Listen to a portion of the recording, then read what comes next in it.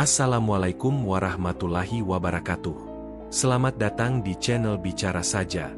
Sebelum lanjut ke cerita, tulis sholawat dulu di komentar ya, agar kelak kita mendapatkan syafaat di akhirat nanti. Amin. Malam itu di Jakarta begitu hening. Namun di sebuah ruangan kecil di Mabes TNI Cijantung, Komando Pasukan Khusus, Kopassus, tidak pernah benar-benar tidur. Di balik dinding kedap suara yang dipenuhi layar monitor dan peta digital Asia Tenggara, Letkol Satria Adiwirya menatap layar komputer dengan alis berkerut tajam. Sebuah laporan masuk dari Badan Intelijen Strategis, disertai lampiran yang mengejutkan. Rekaman suara seorang perempuan, menangis dan memohon pertolongan, dalam bahasa Indonesia. Nama saya Rina, saya disekap. Tolong sampaikan ke pemerintah Indonesia. Kami TKI, kami dipukuli kalau tidak nurut. Rekaman itu dikirim oleh seorang aktivis buruh migran di Malaysia yang mengaku menerimanya dari akun anonim Instagram. Letkol Satria langsung meminta identifikasi cepat dari Badan Siber. Dalam hitungan menit, akun tersebut terdeteksi dikendalikan dari wilayah Prey Veng, Kamboja Timur. Namun yang membuat Satria lebih tertegun adalah isi galeri akun tersebut. Potret jari-jari tangan yang diikat kabel ties, luka lebam di pelipis seorang perempuan muda, dan video berdurasi 5 detik yang hanya menampilkan pemandangan dari balik jeruji besi. Di ujung video terdengar suara pria berteriak dalam bahasa campuran Indonesia dan Mandarin, disusul suara tamparan keras. Satria berdiri, menatap bawahannya, Mayor Johan, lalu mengangguk. Siapkan tim 5. Minta briefing lengkap dalam 2 jam. Ini bukan kasus biasa, ucapnya tegas. Di sebuah gedung tinggi di pinggiran kota Phnom Penh, Rina Nuraini, seorang TKW asal Indramayu, bersembunyi di bawah ranjang besi berkarat bersama temannya, Tika, sambil menggenggam ponsel kecil yang ia sembunyikan dalam lapisan sandal. Mereka sudah hampir 3 bulan disekap. Katanya, akan dipekerjakan sebagai customer service perusahaan digital di Kamboja, tapi kenyataannya, mereka dipaksa melakukan penipuan daring terhadap warga asing, dengan ancaman dan hukuman fisik setiap kali menolak. Rin, jangan kirim pesan itu. Kalau mereka tahu, bisik Tika ketakutan. Rina tak menjawab. Matanya basah, tapi hatinya membara. Ia tahu risikonya. Tapi lebih baik mati dalam upaya melarikan diri daripada menua dalam ruang pengap ini. Ia kirimkan pesan ke akun Instagram aktivis migran, menyamarkan IP-nya dengan aplikasi VPN.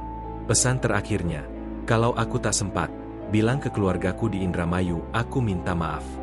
Letkol Satria memimpin rapat kecil dengan 5 anggota elit tim 5 Kopassus, unit bayangan yang khusus menangani operasi luar negeri berskala tinggi namun tak resmi. Tim terdiri dari Mayor Johan Priasmara, ahli bahasa dan penyamaran, Letu Adnan Wahyudi, penembak jitu dan ahli navigasi, Sersan Kepala Rahmat, pakar pertempuran jarak dekat dan EOD, Ekopral Dika, operator komunikasi dan hacking, Sertu Ayu Lestari, satu-satunya anggota perempuan, pakar medis dan infiltrasi. Satria menunjukkan layar. Lokasi terakhir sinyal berasal dari Prey Veng. Di sana juga dilaporkan ada bangunan bekas pabrik sepatu yang kini berpindah tangan ke investor Cina. Target: bebaskan minimal 10 WNI yang diduga disekap. Identifikasi jaringan pelaku, dan pastikan tidak ada yang membawa senjata kembali ke tanah air, ucap Satria. Operasi ini, jelasnya, tidak akan mendapat bantuan resmi dari pemerintah Kamboja. Jika tertangkap, mereka bisa dianggap teroris lintas negara. Kita akan menyamar sebagai teknisi dari perusahaan komunikasi Vietnam. Kita akan masuk lewat Thailand, jalan darat ke Kamboja. Total waktu, 7 hari. Semuanya clear. Yang terdengar hanya suara sepatu beradu lantai. Semua berdiri memberi hormat. Di ruang pengawas yang gelap, pria bertubuh tambun bernama Liu Wei, warga Tiongkok yang telah lama tinggal di Kamboja, menatap layar CCTV yang menampilkan wajah-wajah perempuan Indonesia yang lesu.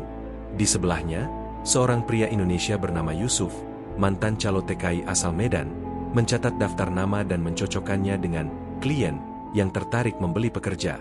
Anak yang bernama Rina sudah terlalu berani. Mungkin waktunya dia dihilangkan, kata Liu sambil menyeruput teh.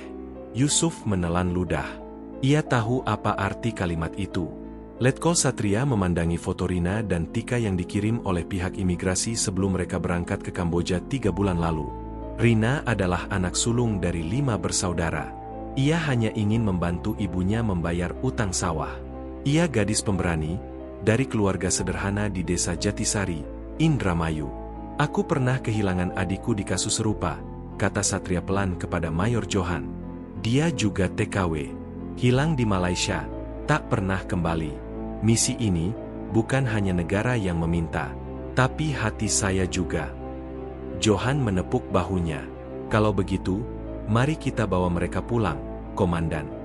Pukul 5 dini hari, tim 5 naik ke dalam pesawat militer Hercules C-130 menuju Bangkok. Dari sana, mereka akan masuk lewat jalan darat ke Kamboja menggunakan kendaraan sipil, tanpa bendera, tanpa lambang negara. Hanya satu tujuan, membebaskan saudara sebangsa dari neraka yang tak seharusnya mereka alami. Kendaraan minibus warna putih berhenti di tengah pasar tua Takeo, sebuah wilayah berdebu di antara Phnom Penh dan Prey Veng. Dari dalamnya keluar 5 orang pria dan 1 perempuan dengan tampilan seadanya. Baju teknisi, wajah lelah, dan peralatan alat ukur jaringan internet. Mereka adalah tim 5 Kopassus, kini menyamar sebagai pekerja lapangan dari perusahaan komunikasi Vietnam bernama Sachomnet. Letkol Satria, kini menjadi Tuan Dao Min, kepala teknisi jaringan lintas negara. Sementara Mayor Johan menjadi asistennya yang mahir bahasa Khmer, dan Sertu Ayu menyamar sebagai teknisi medis darurat. Di tangan mereka ada izin operasional palsu dari Dinas Pos dan Telekomunikasi Kamboja, lengkap dengan cap dan hologram. Mereka punya waktu 48 jam untuk memetakan jaringan sindikat, menemukan lokasi sekapan TKW-TKI, dan merencanakan operasi penyelamatan dengan seminimal mungkin gangguan diplomatik. Dari data sinyal GPS terakhir yang dikirimkan Rina, lokasi mengarah ke sebuah kompleks bangunan tua di pinggiran Prey Veng, dulunya bekas pabrik sepatu, kini berpagar tinggi dengan plang bertuliskan Changwei Holdings Co., Ltd. Perusahaan fiktif yang digunakan untuk menampung pekerja magang dari Asia Tenggara. Bangunan itu dijaga ketat. Tidak ada aktivitas pabrik, tapi CCTV ada di setiap sudut, ucap Kopral Dika, sambil memperbesar citra drone yang diam-diam diluncurkan dari semak belukar di luar kota.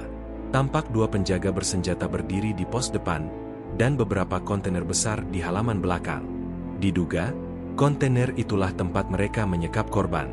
Suara rekaman Rina cocok dengan gema besi kontainer. Korban bisa lebih dari 10. Kemungkinan 20-30 orang.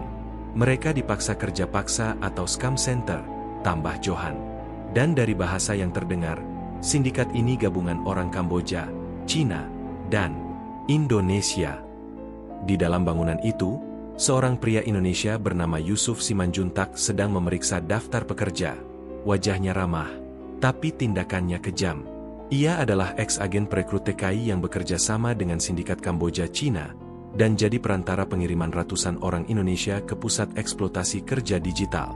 Rina dan Tika itu bikin masalah, keluhnya kepada Liu Wei, bos sindikat dari Tiongkok. Saya sudah bilang, kalau mereka terlalu vokal, buang saja, cari yang lebih jinak. Liu Wei menatapnya tajam. Kami tidak mau perhatian. Indonesia mulai curiga. Kalau kau tidak bisa bungkam anak-anak itu, kami akan bungkam kau duluan. Yusuf terdiam. Ia tahu, dalam dunia ini, tidak ada loyalitas. Sekali saja lepas kontrol, semua bisa hancur. Tapi ia belum tahu bahwa musuh yang lebih berbahaya sedang mendekat diam-diam. Sersan Rahmat dan Ayu menyelinap ke salah satu bengkel listrik lokal yang digunakan oleh sindikat sebagai pos logistik. Berpura-pura memperbaiki kabel jaringan, Ayu menemukan ruangan kecil di belakang gudang. Di sana, terdapat 3 paspor Indonesia, 1 sudah robek, dan 2 SIM card. Di meja, ada daftar nama dan harga, wanita muda $4.500, lelaki 20-25 tahun $3.800. Sersan Rahmat mencengkeram tinjunya. Mereka dijual seperti barang.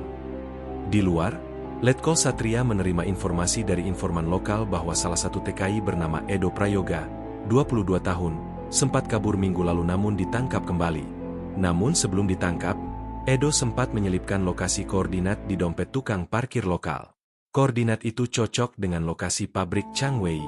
Artinya, Edo dan Rina masih di lokasi. Mereka belum dipindahkan. Tapi waktunya semakin sempit. Pukul 20. Dalam kamar sewaan kecil yang berfungsi sebagai base camp, Kopral Dika memantau komunikasi digital dan menemukan sinyal tak biasa, pesan singkat dalam bahasa Indonesia yang berisi peringatan. Kalian bukan teknisi. Kami tahu siapa kalian. Keluar dari negeri ini sebelum kami bertindak. Pesan itu dikirim lewat sistem relay anonim, tapi jejak digitalnya mengarah ke server lokal milik kantor imigrasi di Phnom Penh. Kontraintelijen Kamboja terlibat. Atau lebih buruk, mereka dibayar sindikat, ujar Dika. Letkol Satria tak menunjukkan emosi, hanya menarik napas panjang. Berarti waktu kita tinggal sedikit. Kita harus bergerak malam ini. Di malam gelap tanpa bulan, tim bergerak menuju kompleks pabrik Changwei. Menggunakan kamera thermal dan night vision, mereka menyusup ke balik pagar bagian timur, di mana CCTV tidak menjangkau. Di dalam, tampak kontainer-kontainer besar, dan dari salah satu celahnya terdengar suara nyanyian lirih. Ibu, ibu, engkaulah penyayang. Sertu Ayu menangis dalam diam. Itu suara Tika. Mereka masih hidup. Tim merekam semua bukti dengan kamera tersembunyi, kontainer terkunci, penjaga bersenjata, dan pekerja yang dijadikan budak digital. Di ruang belakang pabrik, mereka menemukan laboratorium kecil dengan komputer berisi database ribuan identitas palsu. Sindikat ini bukan hanya menyekap orang, tapi juga mengelola jaringan penipuan global. Malam itu di penginapan, tak ada yang tidur. Letkol Satria berdiri di depan papan skema misi. Ia menunjuk 3 titik kritis. 1 gerbang utama, dijaga 2 penjaga AK-47.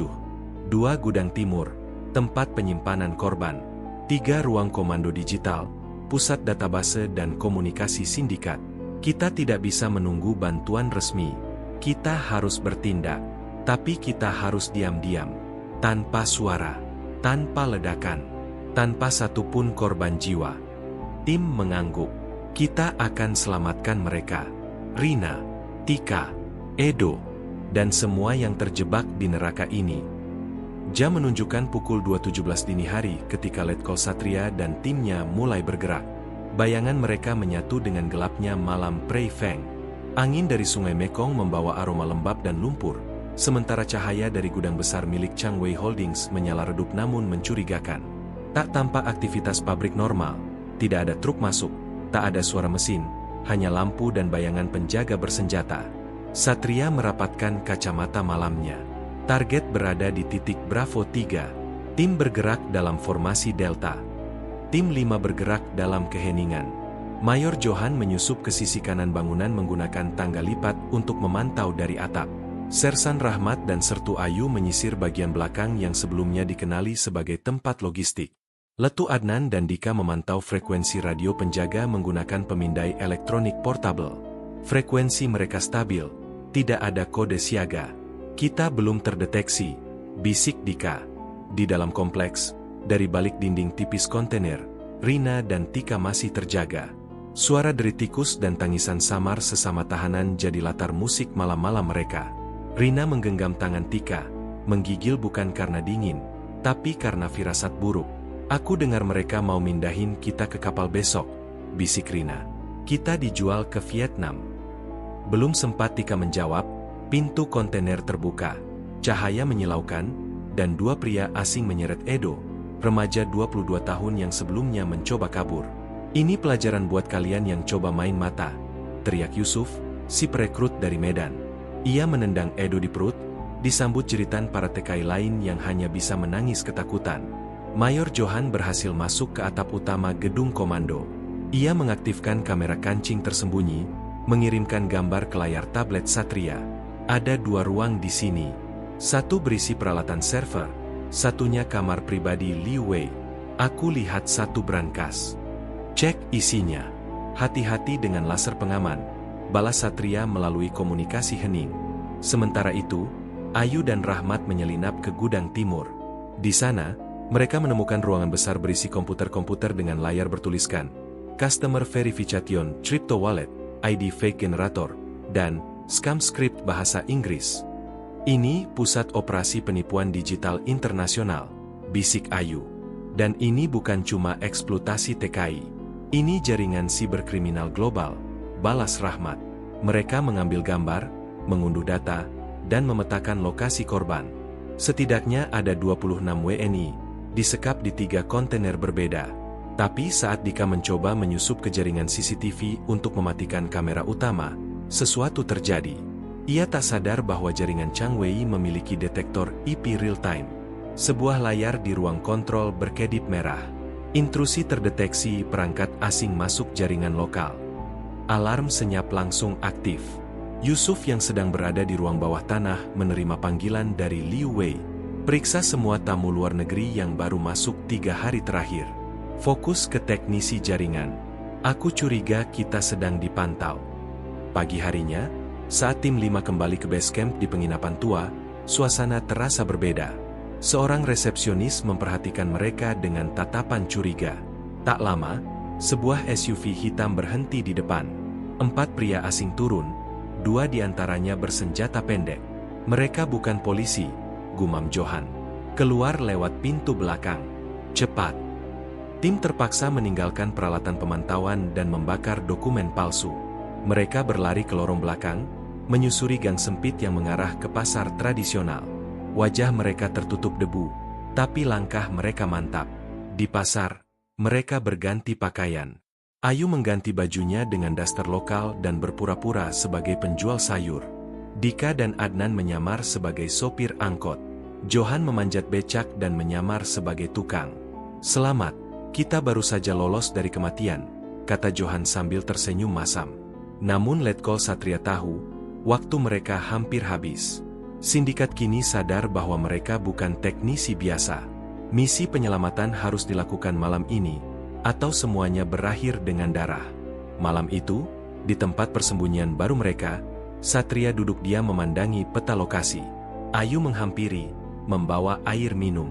Komandan, kalau kita gagal, setidaknya kita sudah bawa bukti. Intelijen bisa bergerak. Bukan soal bukti, jawab Satria lirih. Ini tentang mereka yang masih hidup.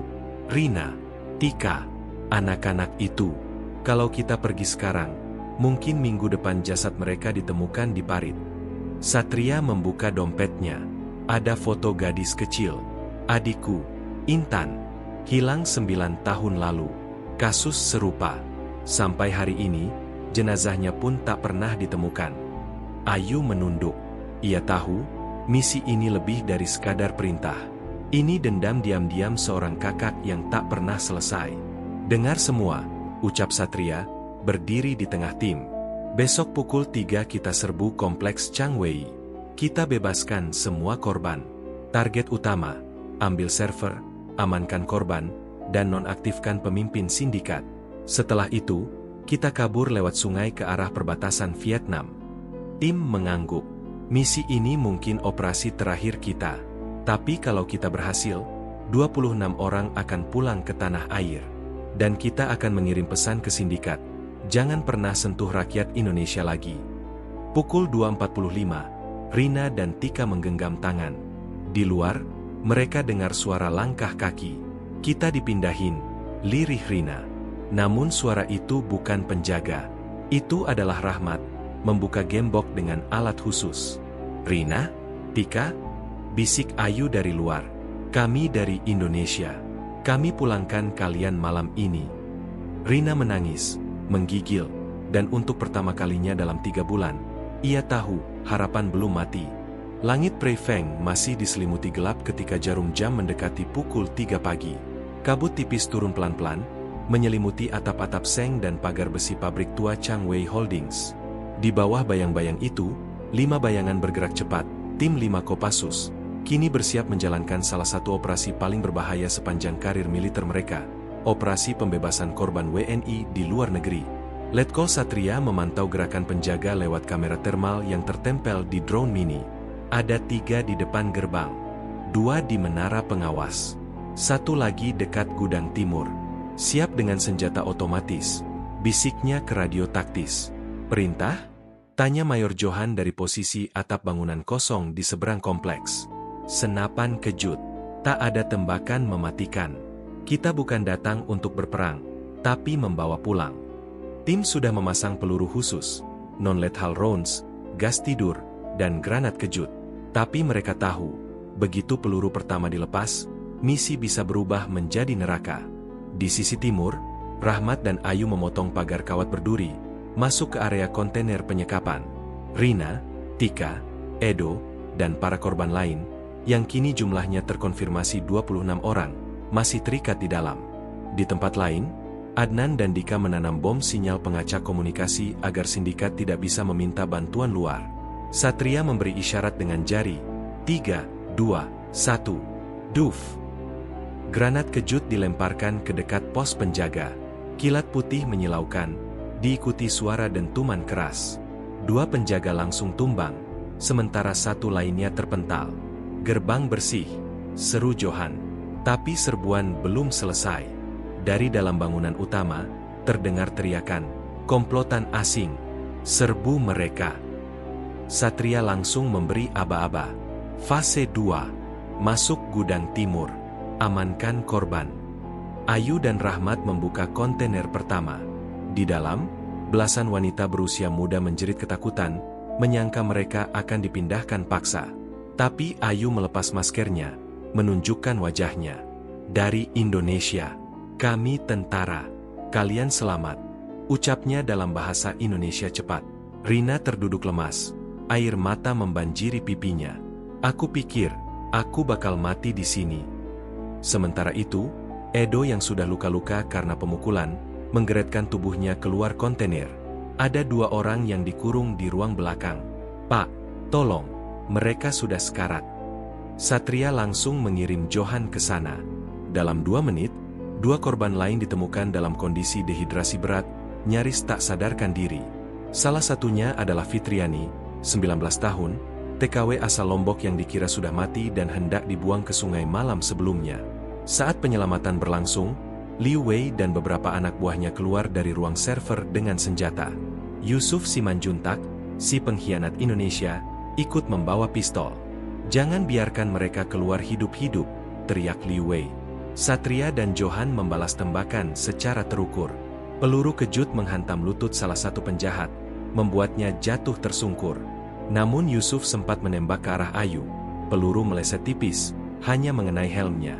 Ayu jatuh terduduk, tapi langsung bangkit, menodongkan pistol ke Yusuf. Menyerah, atau aku kirim kau pulang ke Medan dalam kantong mayat. Yusuf menunduk, wajahnya dipenuhi keringat dingin. Ia sadar, ini akhir permainannya. Sementara itu, Dika berhasil menyalin seluruh data dari server sindikat ke hard disk eksternal. Data itu mencakup ribuan dokumen palsu identitas, video penyiksaan TKI, daftar transaksi penjualan manusia lintas negara, nama-nama perekrut dan petugas imigrasi yang terlibat. Masalah belum selesai. Di luar pagar, 3 kendaraan hitam mendekat cepat, penjaga sindikat dari kota. Waktu tim sangat sempit. Mereka harus evakuasi sekarang. Jalur aman ke sungai ada di selatan. Tapi hanya bisa jalan kaki, lapor Johan. Korban tak bisa jalan semua. Ada yang luka, dehidrasi, trauma, balas Rahmat. Satria berpikir cepat. Bagi 2 tim. Tim Alpha bawa korban via sungai. Tim Beta tahan musuh sampai korban aman. Aku ikut tahan, ujar Johan. Aku juga, ucap Ayu tanpa ragu. Mereka tahu risikonya. Tapi itu tak penting. Yang penting, korban selamat. Korban dievakuasi lewat jalur sempit menuju sungai. Wajah-wajah yang semula putus asa kini menyala kembali. Rina memeluk Tika. Edo membantu Fitriani berjalan sambil memegangi perutnya. Dika dan Rahmat mengarahkan mereka menuju 2 perahu kayu yang sebelumnya sudah disiapkan oleh kontak lokal. Sementara itu, suara tembakan semakin dekat. Johan, Ayu, dan Satria bertahan di pintu gerbang belakang, melawan 3 pria bersenjata otomatis. Ledakan kecil terdengar ketika bom asap dilemparkan. Dalam kekacauan itu, Yusuf mencoba melarikan diri, namun ditembak di kakinya oleh Ayu. Kau akan hidup untuk mempertanggungjawabkan semua ini. Saat langit mulai memerah, 2 perahu berisi 26 korban dan 3 anggota tim meluncur menyusuri sungai Mekong, menuju wilayah netral di perbatasan Vietnam. Letkol Satria dan tim belakang berhasil menyusul menggunakan perahu karet yang ditinggalkan dekat dermaga. Mereka semua selamat. Saat matahari muncul di balik hutan Kamboja, wajah-wajah yang tadi pucat kini menghangat. Mereka baru sadar, Mereka hidup. Mereka akan pulang. Pak, aku ingin peluk ibuku, bisik Rina. Satria tersenyum untuk pertama kalinya dalam berhari-hari. Kau akan peluk dia, nak, dalam beberapa hari lagi. Di sisi lain, data yang berhasil dibawa Dika dikirimkan lewat jaringan satelit ke Mabes TNI dan Interpol. Ratusan nama sindikat di Asia Tenggara kini masuk dalam radar internasional. Langit Kamboja mulai cerah saat perahu-perahu evakuasi menepi di hulu Sungai Basak, mendekati titik penjemputan udara yang telah diatur sejak awal. Lokasi itu berada di sebuah dataran rendah berawa, kira-kira 7 km dari perbatasan Vietnam, tersembunyi oleh vegetasi rimba dan hampir tidak terjamah manusia. Dari udara, lokasi ini hanya terlihat seperti lumpur rawa biasa, tapi bagi TNI, tempat itu adalah zona Charlie Echo 9, lokasi evakuasi darurat untuk operasi militer luar negeri. Letkol Satria menatap jam tangan taktisnya. Waktu kita sempit. Helikopter datang pukul 8. Kita harus sampai ke koordinat ini sebelum itu. Korban yang berhasil diselamatkan, kini dibagi menjadi 2 rombongan. Yang luka parah dinaikkan tandu darurat, digotong oleh personel TNI dan beberapa korban yang masih kuat. Tika, Edo, dan Fitriani berjalan tertatih, tapi semangat mereka kembali pulih. Rina bahkan sesekali membantu mengipas Fitriani dengan potongan daun pisang.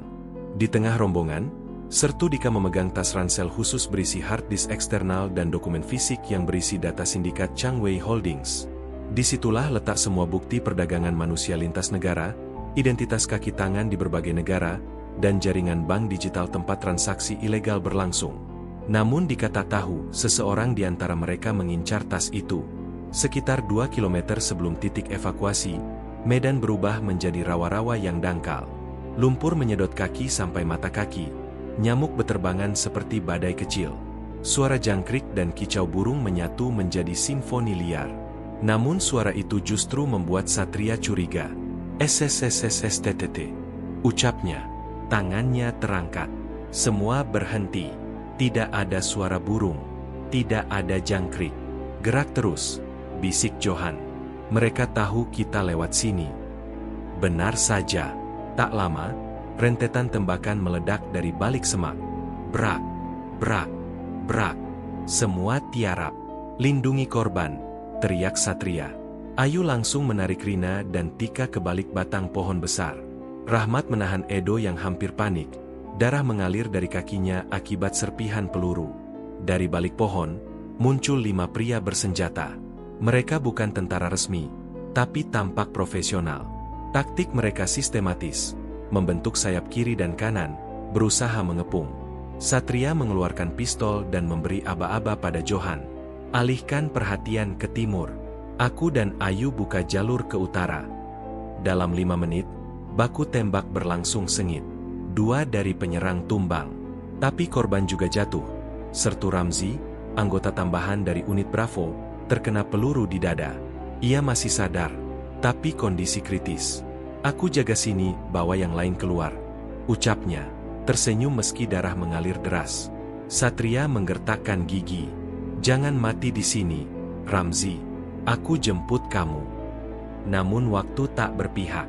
Di tengah kekacauan, Dika menyadari ransel bukti yang ia bawa hilang. Aku taruh tadi di bawah pohon, serunya panik. Satria langsung memeriksa satu persatu. Siapa yang terakhir di dekat tas itu? Semua saling memandang. Tiba-tiba Ayu menunjuk seseorang. Bima, teknisi sipil yang sejak awal ikut misi sebagai kontak lokal dari konsulat Indonesia. Dia yang bantu amankan tas tadi. Bima mencoba kabur, tapi Johan lebih cepat. Dalam satu gerakan cepat, ia menjatuhkan Bima ke tanah. Siapa kamu sebenarnya? Bentak Johan. Bima tersenyum. Kalian kira ini soal kemanusiaan? Ini soal uang. 1 GB data itu bisa dijual $5 juta di pasar gelap. Satria mendekat, menodongkan pistol. Kau makan dari uang negara. Kau tumbuh di tanah air. Dan kau hianati semua itu. Bima tertawa dingin. Negaramu cuma tahu kirim kita ke luar negeri. Tapi siapa yang peduli saat kita mati di sini? Satu pukulan dari Ayu membuatnya terdiam. Dia tak layak mati di tangan kita, kata Satria. Kita bawa dia. Biar hukum yang mengadili. Setelah mengamankan tas kembali dan memborgol Bima, tim kembali bergerak. 2 orang luka parah di tandu. Rahmat memanggul Fitriani di punggungnya. Rina membantu membawa peralatan medis darurat. Peluru masih terdengar sesekali, namun semakin menjauh. Mereka tahu, sindikat sedang kehilangan arah. Tapi waktu terus mengejar. Pukul 7.48. Suara baling-baling helikopter terdengar di kejauhan. Tim berhenti. Mereka berada di tepi padang ilalang. Di tengah padang itu, terlihat helikopter Black Hawk milik pasukan bantuan PBB sudah menunggu. Namun ada satu masalah. Jalur masuk hanya cukup untuk satu rombongan. Biar aku tinggal di belakang, mengamankan perimeter, ucap Johan. Satria mengangguk. Aku juga. Dika, Ayu, dan Rahmat membawa korban ke heli satu persatu. Di atas, pilot sudah bersiap angkat landas. Satria memandangi Rina dan Tika yang menatapnya dengan mata berkaca-kaca. Kalian pulang. Bilang ke orang tua kalian bahwa Indonesia tidak melupakan anak-anaknya. Pukul 8.10, helikopter lepas landas. Di dalamnya, korban menangis, berdoa, dan tertidur dengan pelukan satu sama lain. Beberapa terluka, beberapa hanya syok berat, tapi semua hidup. Di bawah, Letkol Satria dan Johan melihat ke langit dengan rasa lega. Mereka belum naik heli, tapi hati mereka sudah mengudara. Misi belum selesai, tapi 26 WNI selamat. Data kejahatan sindikat berhasil dibawa, dan sang pengkhianat, Bima, akan diadili. Mereka tahu, ini baru permulaan, karena dari data yang ditemukan, jaringan ini ternyata lebih besar dari yang diperkirakan. Ada koneksi ke 3 negara lain, dan ada nama-nama pejabat lokal di Indonesia dalam daftar transaksi. Perang belum berakhir, tapi hari ini, Indonesia menang 1 babak. Jakarta, 3 minggu setelah evakuasi dari Kamboja.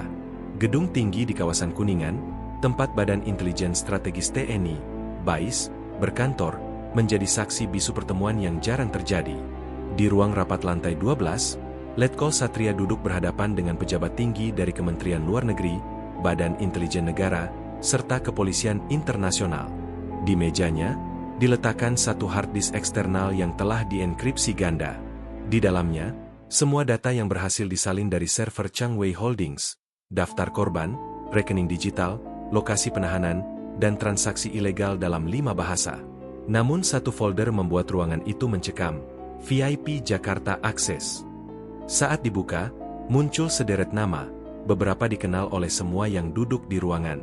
Termasuk satu nama yang membuat Satria terdiam. Brigjen Purnawirawan R. Wahyudi, mantan komandannya. Orang yang dulu menandatangani surat penugasannya ke Kopassus. Sementara itu, di ruang tahanan militer Cilangkap, Bima duduk tenang. Wajahnya masih seperti dulu, santai, seperti sedang menunggu kopi. Kau sadar hukumanmu bisa mati? Tanya Mayor Johan, berdiri di balik kaca interogasi. Bima hanya tertawa. Yang kalian punya cuma bukti digital. Tanpa saksi hidup yang bisa valid, kalian tak bisa apa-apa. Johan mendekat, menatap langsung ke mata Bima. Kami punya lebih dari itu. Kami punya korban yang bisa bersaksi. Dan kami tahu siapa yang membiayaimu. Bima mendengus. Mereka lebih tinggi dari kalian. Bahkan presiden pun tak berani sentuh mereka. Ucapan itu menciptakan gaung tak menyenangkan di telinga semua yang mendengarnya. Sementara Satria dan tim sibuk di Jakarta, 26 korban yang diselamatkan menjalani pemulihan di rumah aman milik Kemenlu di Bekasi. Beberapa dari mereka mulai bisa berbicara, meskipun masih dibayang-bayangi trauma. Tika, salah satu korban, memberikan kesaksian penting kepada penyidik. Kami dijemput oleh seseorang di Bandara Soekarno-Hatta. Dia bawa dokumen resmi, cap imigrasi. Tapi namanya tidak pernah saya lihat di perusahaan penyalur. Saat diperiksa lebih lanjut, ternyata cap imigrasi itu asli. Tapi berasal dari imigrasi Bandara Halim, yang seharusnya tidak melayani TKI. Ada yang bermain di balik layar. Satria mulai menyusun peta jaringan berdasarkan data dan kesaksian. Ternyata, sindikat ini terhubung ke 3 node besar. 1 Kamboja, tempat eksekusi, penyekapan, dan pemrosesan organ jaringan penipuan daring. 2. Indonesia, perekrutan, pembuatan dokumen, dan pengiriman lewat jalur resmi. 3. Singapura dan UEA, tempat pencucian uang melalui perusahaan fiktif. Yang mengejutkan, dari data transaksi tahun lalu, terdeteksi transfer senilai 7,8 juta dolar Amerika ke rekening bernama PT Sinar Daya Perdana, perusahaan logistik yang dimiliki oleh istri seorang anggota DPR aktif. Ini bukan cuma urusan militer, Pak, ucap Ayu. Ini politik. Dan orang-orang kuat mungkin tidak suka kita terlalu dekat dengan kebenaran. Satria tahu itu. Namun ia juga tahu, jika mundur sekarang, semua yang telah dikorbankan akan sia-sia. Malam itu, informasi baru masuk. Dari penyadapan pada ponsel Bima, terdeteksi komunikasi dengan seorang bernama Andika S., yang merupakan direktur perusahaan penyalur tenaga kerja swasta, Pejitki, di Tangerang. Percakapan itu membahas pengiriman 12 TKW baru ke Phnom Penh, dijadwalkan dalam 2 hari ke depan. Mereka akan diterbangkan lewat jalur resmi, dibekingi seseorang dari bandara. Tim segera bergerak. Subuh, pukul 4. Tim Satria bersama unit POM TNI dan penyidik imigrasi melakukan penyergapan diam-diam. Di gate 3 VIP Bandara Halim, terlihat mobil elf berlogo PT Lestari Mandiri. Di dalamnya, belasan perempuan muda duduk diam, dengan wajah tegang. Ada yang mengenakan jilbab lusuh, ada yang tampak masih remaja. Satria mengetuk pintu. TNI, turun semua. Ini operasi penyelamatan. Supir panik, mencoba kabur, tapi ditangkap di tempat. Di dalam bagasinya, ditemukan 12 paspor palsu dengan visa kerja Thailand, padahal tujuan mereka adalah Kamboja. Beberapa jam setelah penyergapan, Satria dipanggil ke kantor Menko Polhukam. Ia duduk di ruang rapat rahasia yang dingin. Di sana, ia disambut oleh seorang pria parubaya dengan jas hitam dan pin Garuda di dadanya. Kau prajurit hebat, Letko, tapi kau terlalu jauh masuk. Satria menatap lurus. Saya hanya menjalankan tugas. Pria itu mengangguk pelan, lalu berkata, kami hargai itu. Tapi, beberapa nama dalam daftar yang kau bawa, tidak bisa disentuh. Suasana ruangan mendadak hening. Negara ini masih butuh stabilitas. Jangan hancurkan sistem hanya karena segelintir orang jahat. Satria menelan ludah. Kalau begitu, siapa yang akan menebus air mata korban?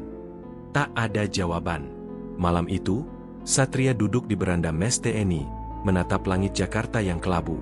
Ayu datang membawa 2 gelas kopi. Kau akan teruskan, Sat? Satria terdiam lama. Lalu ia berkata pelan. Mereka bisa bilang ini bukan saatnya. Tapi bagi mereka yang disekap, disiksa, dijual, setiap detik yang kita tunda adalah pengkhianatan. Ayu menatapnya. Kalau kau dipecat, setidaknya, aku masih bisa bercermin dan berkata aku tidak tutup mata. Keesokan harinya, Satria mengirimkan laporan resmi ke Presiden, bypass seluruh jalur kementerian. Ia tahu konsekuensinya.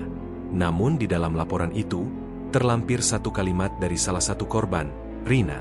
Kalau bukan kalian yang datang, mungkin sekarang kami tinggal nama.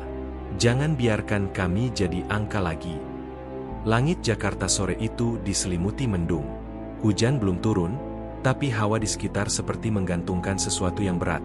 Sesuatu yang tak terlihat tapi terasa mengancam. Di ruang kerjanya di markas Kopassus Cijantung, Letkol Satria duduk termenung. Di tangannya ada secari kertas bertuliskan tangan. Diam, atau satu persatu timmu menghilang. Surat itu ditemukan Ayu pagi tadi, diselipkan di bawah wiper mobilnya. Tanpa amplop, tanpa sidik jari. Tapi jelas berasal dari pihak yang mengetahui detail misi mereka. Satria tahu, ini awal dari perang yang berbeda. Perang melawan kekuasaan yang tidak menggunakan senjata, tetapi fitnah, ancaman, dan pembunuhan karakter. Kabar buruk datang pada malam itu. Sertu Rahmat, anggota tim evakuasi dan penghubung langsung ke para korban, ditemukan tewas tergantung di rumah dinasnya. Polisi menyimpulkan sebagai bunuh diri.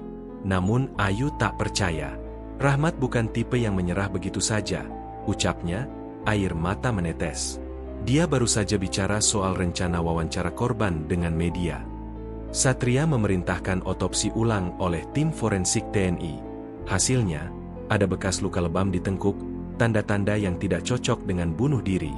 Satria memandang foto Rahmat di meja. Satu lagi, mereka ingin kita takut. Tapi ia tak akan mundur. Hari berikutnya, situs internal milik Kemenlu diretas. Dokumen yang bocor bukan hanya laporan operasi, tetapi juga data pribadi semua korban yang diselamatkan dari Kamboja. Nama, alamat rumah, bahkan foto KTP mereka tersebar di forum gelap. Fitriani, salah satu korban penyekapan, dihubungi oleh nomor asing. Kalau kau buka mulut soal apa yang kau lihat di Phnom Penh, keluargamu di Gresik jadi target, ucap suara pria di telepon. Rina dan Tika kini dipindahkan ke rumah perlindungan kedua. Tapi trauma kembali menghantui mereka. Bayangan kamar gelap tempat mereka dulu disekap kembali menghantui malam-malam mereka. Ayu tak kuat menahan emosi. Ia menemui Satria dengan gemetar. Kita sudah selamatkan mereka. Tapi sekarang mereka diburu lagi di tanah sendiri. Apa gunanya negara kalau tak bisa lindungi anak-anaknya? Sementara itu, di Istana Negara, laporan Letkol Satria ternyata mendapat perhatian serius dari Presiden. Ia mengundang pertemuan tertutup bersama Menko Polhukam dan Panglima TNI. Namun bahkan Presiden sekalipun dihadapkan pada dilema. Satria benar, ucapnya pelan. Tapi musuh kita bukan cuma sindikat di luar negeri. Ada yang tumbuh di dalam negeri ini. Dan mereka duduk di kursi-kursi kekuasaan.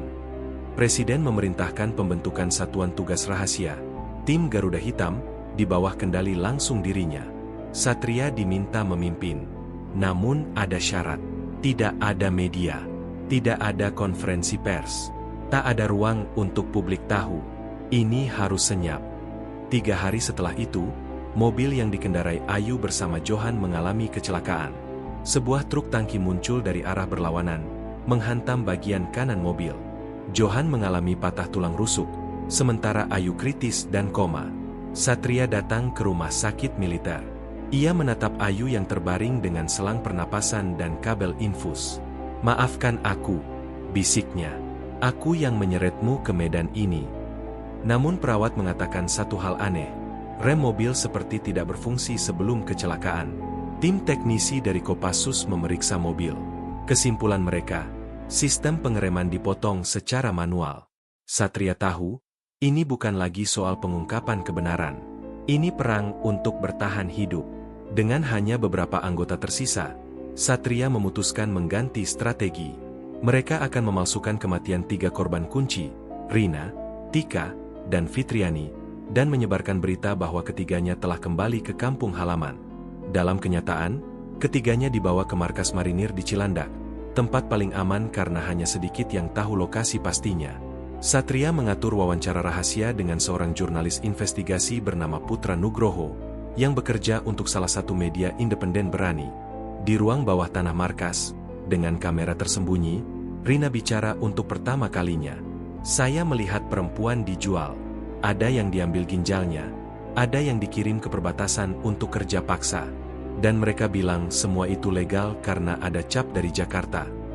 Video itu direkam dan diamankan dalam 5 flash disk, disebar ke luar negeri, ke kantor PBB, dan ke LSM HAM Internasional. Di tengah tekanan, Satria mendapat dukungan tak terduga. Jenderal Taufik, pensiunan Jenderal Bintang 4 yang punya akses ke jaringan militer dan diplomasi internasional. Dengan bantuan Jenderal Taufik, disusunlah penjebakan terhadap Brigjen Purnawirawan Wahyudi, mantan atasan Satria yang namanya muncul dalam daftar sindikat. Wahyudi dijebak dalam pertemuan di Hotel Bintang 5. Tanpa disadarinya, ruangan telah dipasangi kamera dan mikrofon tersembunyi. Dalam percakapan itu, ia berkata, "Kalian pikir bocah-bocah TKI itu penting? Mereka cuma angka. Yang penting arus uang tetap lancar." Kalimat itu menjadi bukti kunci. 1 malam sebelum eksekusi penangkapan, Johan tewas. Ditemukan di rumahnya, overdosis zat aneh yang tak teridentifikasi. Tidak ada luka, tidak ada tanda masuk paksa. Satria menatap jenazah sahabatnya. "Kau mati diam-diam, bro. Tapi kami takkan biarkan mereka tutup mulut kita semua." Dalam konferensi tertutup, Presiden memerintahkan, tangkap semua yang terlibat, diam-diam. Tapi pastikan publik tahu akhirnya. Satria berdiri dalam kegelapan. Separuh timnya hilang. Separuh korban kembali diburu, tapi perjuangan belum selesai, karena ia tahu perang ini belum mencapai puncaknya, dan darah belum cukup untuk menyiram akar kebenaran. Pagi itu di Jakarta, layar televisi nasional menayangkan berita yang menggegerkan. Sebuah media asing dari Swiss, The Human Truth, merilis laporan investigasi tentang keterlibatan pejabat tinggi Indonesia dalam jaringan perdagangan manusia di Asia Tenggara. Cuplikan video testimoni korban, Rina, Fitriani, dan Tika, ditayangkan dengan subtitle internasional. Terlihat logo Kopassus di balik mereka, dan wajah Letkol Satria saat mendampingi. Dunia pun geger, dan Indonesia gemetar. Sore harinya, Menlu Indonesia dipanggil oleh Dubes Amerika, Jepang, dan Uni Eropa.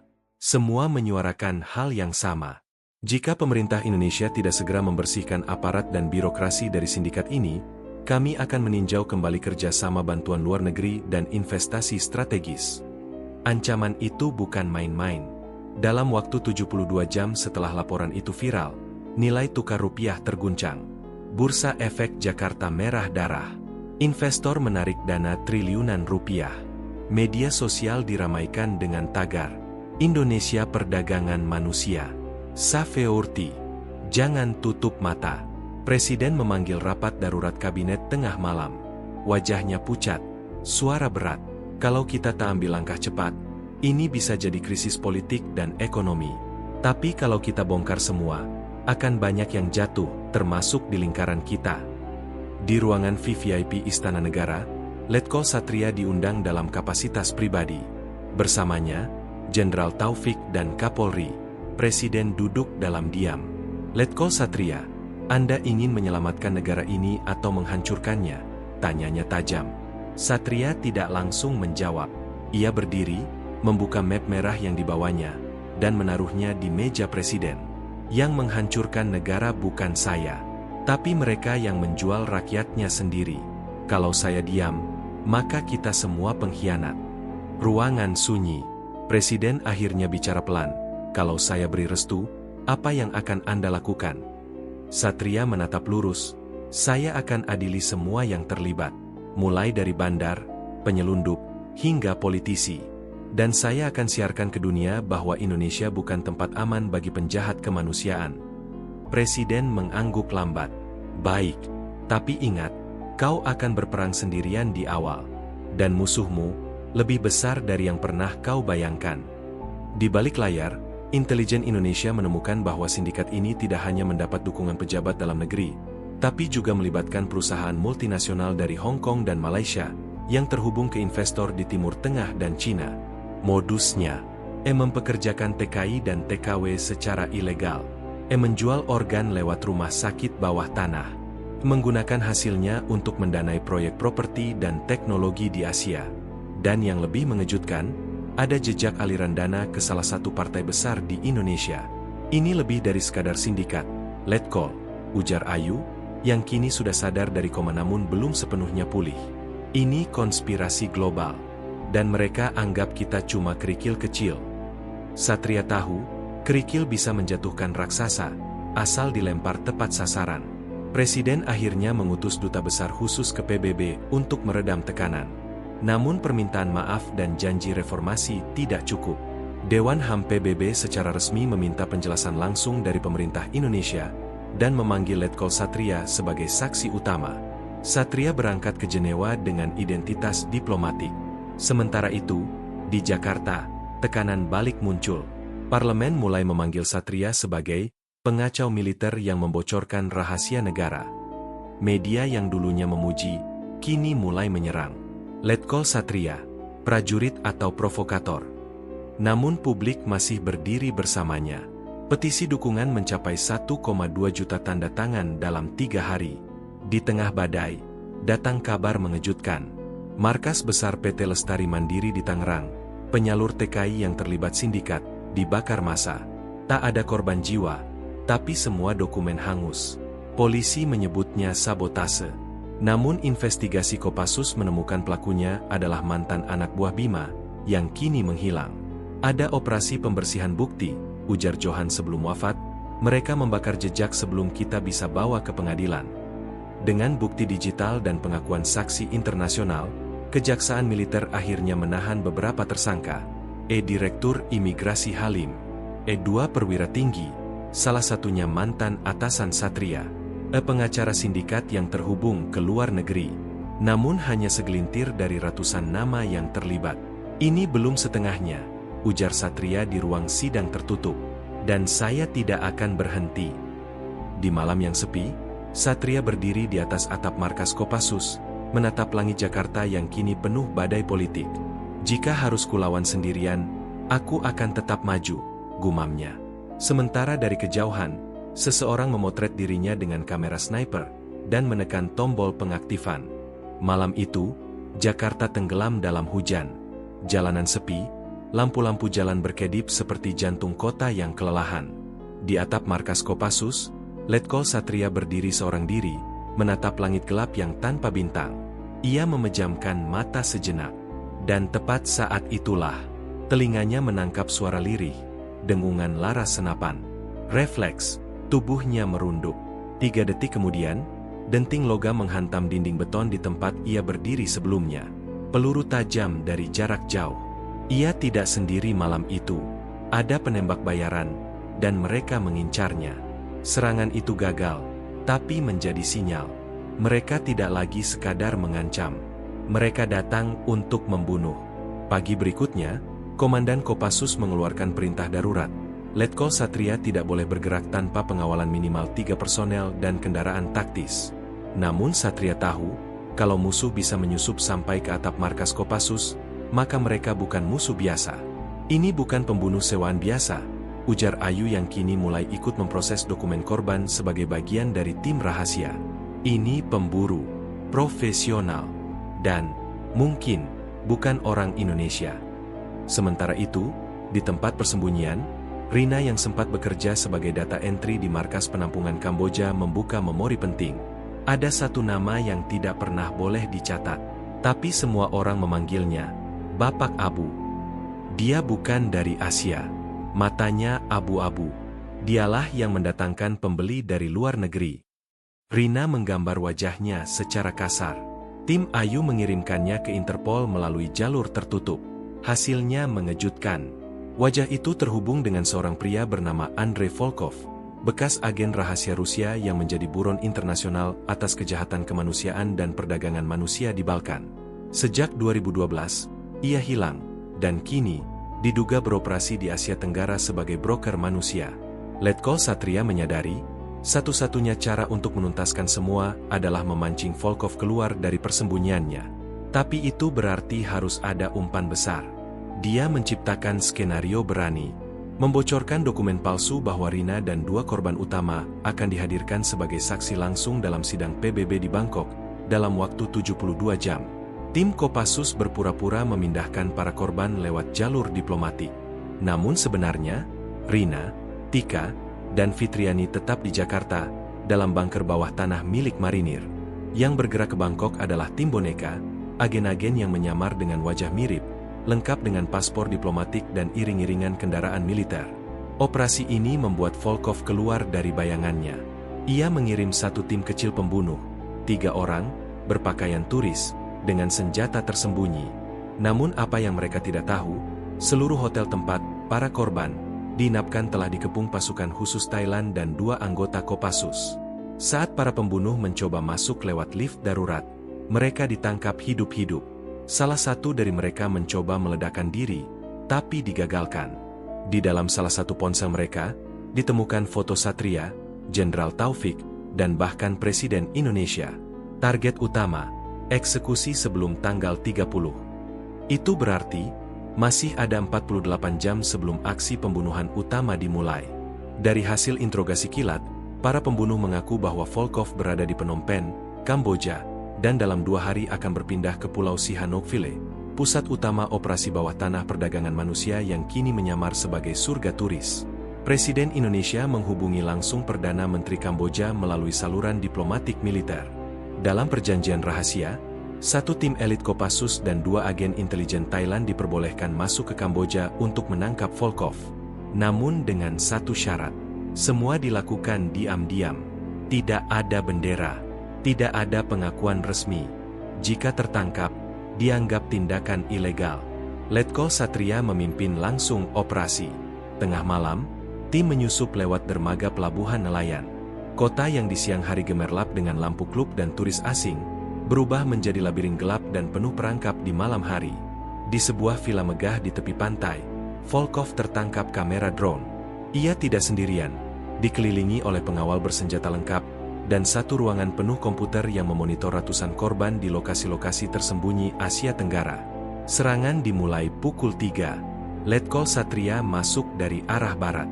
3 penembak jitu mengambil posisi di bukit. Dalam waktu 14 menit, tembak-menembak selesai. 4 orang tewas, 5 luka berat. Volkov berhasil ditangkap hidup-hidup. Saat diinterogasi di dalam helikopter yang membawanya ke kapal militer Indonesia di tengah laut, ia berkata pelan, dengan senyum dingin, "Tangkap aku? Kalian pikir sindikat ini hanya aku? Di Jakarta, Singapura, bahkan di mejamu sendiri, mereka masih hidup." Volkov kini menjadi saksi kunci. Namun pemerintah Indonesia tahu, ini bukan akhir. Masih ada puluhan nama dalam daftar sindikat. Masih ada politisi, pejabat, pengusaha, dan bahkan aparat yang belum tersentuh. Namun malam itu, untuk pertama kalinya dalam berbulan-bulan, Letkol Satria bisa duduk di geladak kapal, menatap bintang, dan membisikkan nama Johan, Ayu, dan Rahmat. Satu demi satu kita kembalikan harga diri negeri ini. Pagi itu, puluhan ribu orang turun ke jalanan Jakarta. Mahasiswa dari UI, UGM, ITS, dan UNPAD berjalan beriringan bersama buruh migran yang pulang dari luar negeri. Mereka membawa poster bertuliskan, "TKI bukan budak. Tangkap elit yang menjual bangsa. Berdiri bersama Kopassus. Tak ada komando. Tak ada satu organisasi yang menggerakkan. Tapi rakyat datang, sendiri." Karena cerita Letkol Satria, Ayu, Rina, dan Johan telah menyebar luas, dari WhatsApp hingga TikTok, dari pesantren di Sidoarjo hingga gang sempit di Bekasi. Di dalam ruangan rapat darurat Komisi IDPR, suara menggelegar. Kalau semua nama dalam dokumen Volkov dibuka, kita hancur. Banyak dari kita ada di sana. Dan kalau tidak dibuka, rakyat akan membakar gedung ini. Pemerintah dihadapkan pada 2 pilihan pahit. Mengorbankan sebagian dari dalam, atau mempertaruhkan legitimasi negara di mata dunia. Presiden memutuskan sesuatu yang tak pernah diduga siapapun. Ia menandatangani peraturan presiden darurat, pembentukan tim pengadilan militer dan sipil ad hoc untuk mengadili para tersangka jaringan perdagangan manusia. Letkol Satria diminta menjadi saksi utama. Di sebuah ruang sidang khusus di Senayan, siaran langsung dibuka. Jutaan rakyat Indonesia menyaksikan wajah-wajah yang selama ini berada di balik layar. Seorang mantan Menteri Tenaga Kerja, Wakil Kepala BIN, 3 anggota DPR aktif, seorang pengusaha media, dan yang paling mengejutkan, mantan ajudan presiden. Saat Letkol Satria berdiri, suaranya tegas namun tenang. Ia menatap ke arah kamera, bukan ke para terdakwa. "Saya hanya seorang prajurit. Saya tidak ingin jadi pahlawan. Tapi saya ingin kalian tahu, TKW dan TKI yang kalian kirim ke neraka itu, bukan angka. Mereka manusia. Mereka punya nama. Dan harga mereka bukan dolar atau yuan." Tangis pecah di ruang sidang. Beberapa terdakwa menunduk, tapi sebagian lagi tetap menantang, seolah berkata, "Kami akan kembali." Pemerintah Kamboja, di bawah tekanan global dan desakan dari rakyatnya sendiri, menggerebek puluhan lokasi tersembunyi yang digunakan untuk penampungan ilegal. Beberapa di antaranya adalah rumah sakit bayangan, tempat puluhan organ manusia disimpan dalam mesin pendingin. Tim forensik menemukan paspor Indonesia di antara barang korban. Kementerian Luar Negeri RI langsung mengutus misi diplomatik untuk mengevakuasi para penyintas. Di antara mereka, Nina, TKI asal Lombok yang hilang sejak 2021, ditemukan hidup di perbatasan Vietnam dalam kondisi trauma berat. Di tengah perhatian nasional, Rina, Fitriani, dan Tika menjadi ikon kebangkitan TKW Indonesia. Mereka berbicara di hadapan forum-forum internasional. Rina kembali ke desanya, membuka sekolah kecil bagi anak-anak perempuan. Fitriani menjadi aktivis migran. Dan Tika? Ia menulis buku berjudul Kami bukan untuk dijual. Meski dielu-elukan, Letkol Satria menolak jabatan apapun. Ia kembali ke markas. Tapi malam itu, saat hendak pulang, seorang ajudan berlari menghampirinya. Letkol, surat dari Presiden. Satria membukanya. Di dalam, sepucuk tulisan tangan. Negeri ini telah diselamatkan bukan oleh peluru, tapi oleh keberanian. Terima kasih. Tapi, mereka belum semua mati. Jaga dirimu, Presiden. Dan benar saja, 3 hari kemudian, mobil dinas Letkol Satria meledak di tol Cikampek. Tapi ia selamat, karena ia tak pernah naik mobil itu hari itu. Ia memilih naik ojek, pulang diam-diam. Meski pengadilan berjalan, tidak semua keadilan ditegakkan. Beberapa terdakwa melarikan diri. Sebagian lagi dibebaskan karena kurang bukti. Tapi rakyat tidak tinggal diam. Muncul jaringan relawan migran merdeka di seluruh Indonesia.